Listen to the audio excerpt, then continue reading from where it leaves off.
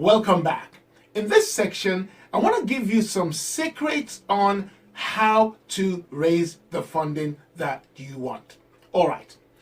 This first one is called grading. One of the things that I do is before I go out to raise funds, I'll make a list and I'll grade them in 3 different categories. So I might say the A list, the B list, and the C list, or number 1, group 1, group 2, group 3, whichever one you like. The third group, the bottom group, will be organizations that I don't think I'm going to get the money from, or I don't particularly like, or they're very hard-nosed, they're going to be very difficult to get money from, and stuff like that. That's grade 3. The second, grade 2, will be, or B list, will be the possibles.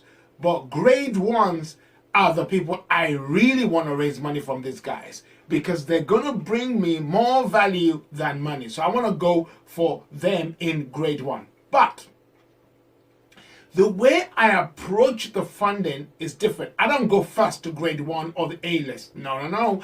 I start at grade 3 first. Why would I do that? Well, I want to iron out all the cobwebs and I want to get rid of every problem that I may have in my plan that I may not know of, because I know that these guys don't want to give the money anyway, so they're going to find faults with what I'm doing. I want to be able to answer all those kind of questions from the grade 3 or the C list people before I go to the B list or the group 2 people. By the time I get to the A list, I'm already all fired up and I've sorted out all the problems that I look good when I get to them.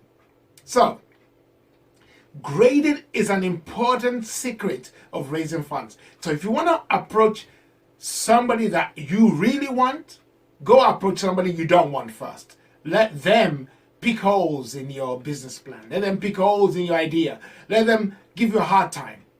So by the time you get to the people that you really want, you are ready for funding.